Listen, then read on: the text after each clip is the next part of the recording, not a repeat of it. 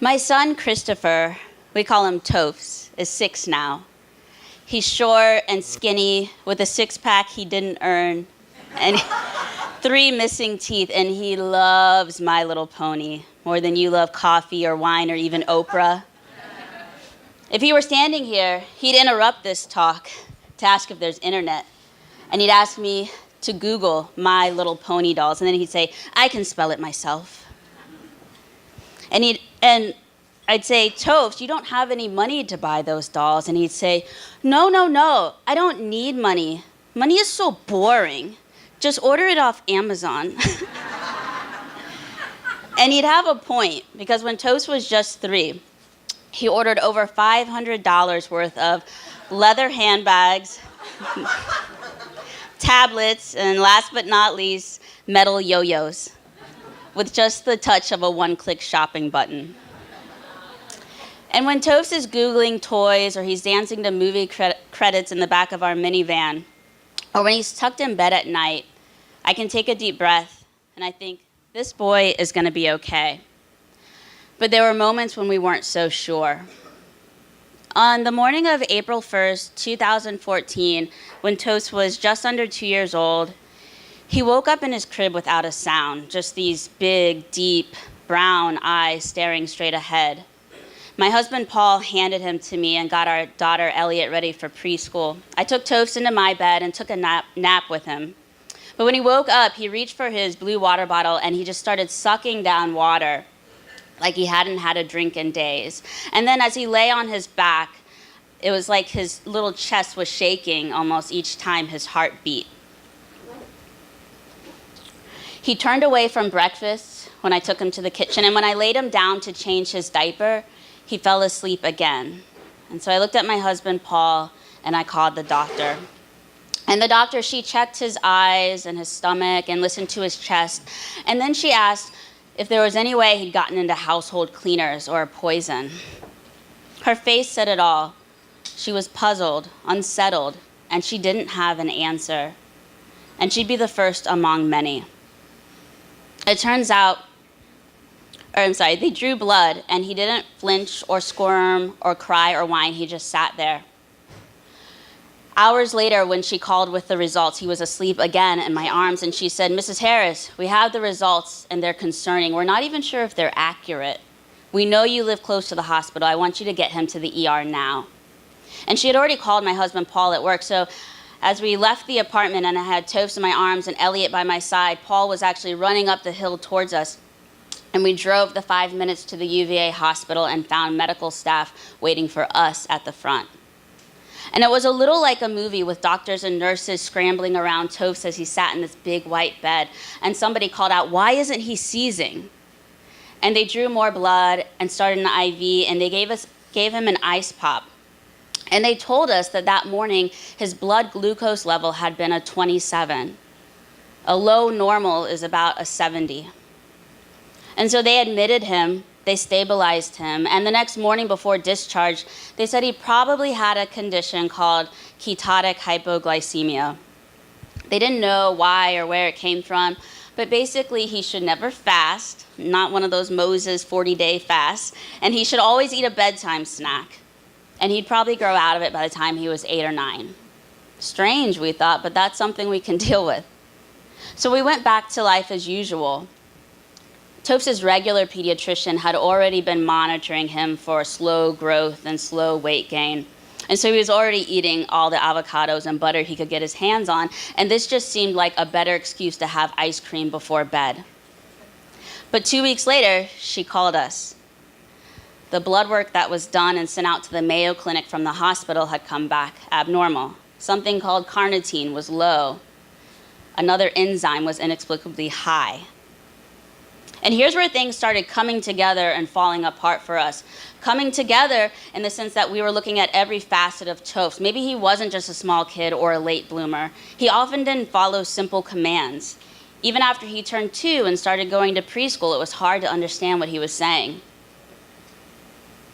I scrolled through my iPhone one night, watching videos of my daughter Elliot at his age, and I realized the same simple conversations I had had with Elliot didn't exist between me and Toph. And there was this nagging sense that I couldn't quite get through to my son. And I say things fell apart because in about a year's time, Toph saw a geneticist, an endocrinologist, a speech pathologist, an occupational therapist, a developmental pediatrician. And nobody had the answer. Nobody could put all of these different symptoms together and give us a diagnosis. Before he turned 3, Toph did get diagnosed with global developmental delay. And the developmental pediatrician sat us down and he said, he's got something, we're just not smart enough to figure out yet what it is. He told us that Toph should have every new wave of genetic testing that becomes available. And then he said, one day, someone in Europe might discover the Christopher syndrome. And in that moment, it felt a little bit like falling through space. And so we went back to the geneticist and we started talking about whole exome sequencing, which is on some like Brave New World type stuff. A lab would look at over 20,000 of Toph's genes. And Paul and I would submit samples too, so just in case they found something, they might trace it back to us. When Toph's genetic counselor, Shelley, called 3 months later with the results, I was mulling over my own results. Just a few hours before, I thought on a whim, taken a pregnancy test, and there were 2 lines, not one, and my husband's vasectomy was on the books. But I played it cool and took notes as she talked, and she said that they had found a few mutations, but nothing that really explained Toph's conditions. And it seemed like the biggest, we just don't know, the most official, we just don't know that we'd gotten yet. And I thought maybe our conversation was winding down and that life would sort of go back to this crazy new normal that we had settled into when she said, the last finding is actually a secondary one. Have you heard of the BRCA mutation? Have I heard of the BRCA mutation? My best friend in middle school was Lindsay Avner. Long before Angelina Jolie wrote her op-ed, Lindsay became the youngest woman in the country at the time to have a preventative double mastectomy. And afterwards, she started Bright Pink, an organization to help educate young women at high risk for breast and ovarian cancer. And now I was one of those women.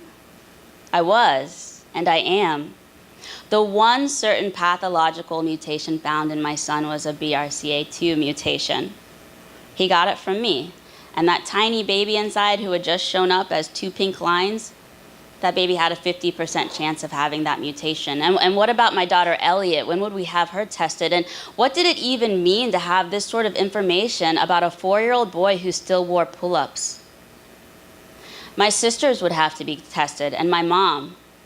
And with all the cancer on my mom's side of the family, it wasn't breast and ovarian. So what do we do? And what does it mean? In the first phase, I cried and I panicked. I thought, you know what, maybe we found this out too late and there's already cancer hiding in my body. And then in the second phase, I went numb because 40 weeks of round-the-clock morning sickness does not leave a lot of time for musings on BRCA. But later, after I'd given birth to our 3rd child, Juliet, I wondered if we'd gone too far. What if this genetic testing, this search to try to understand our son, had opened up this Pandora's box with all this information and that had slipped out, and maybe none of it would even be helpful. Maybe none of it even mattered. No one would tell me if I would get cancer. But recently, on my better days, I've tried to flip those fearful what-ifs on their head. And I ask, what if these crazy circumstances somehow are being worked together for good? Not a painless good or an easy good, but still something good. What if it's something bigger than me or Toph's or even his sisters or even my mom or our crazy genes? And when I consider my faith in God and my friendship with Lindsay and my incredible son, it just doesn't seem so far-fetched anymore. You have to remember that Toph's is the kid when my hair is in one of those messy buns and I'm wearing pajama pants that I should have thrown away 10 years ago. He says, "Mommy, your ponytail is beautiful." He is the boy who grabbed my hand on the sidewalk and said, "You're the best girl in the world I've ever met in my life. I love you." What if through TOFs and these medical mysteries, I'm being offered more than just a tangled mix of wires and question marks? What if I'm being offered knowledge and real solid hope, a chance that I wouldn't have had 10 or 20 years ago? Those are what ifs I can live with. Thank you.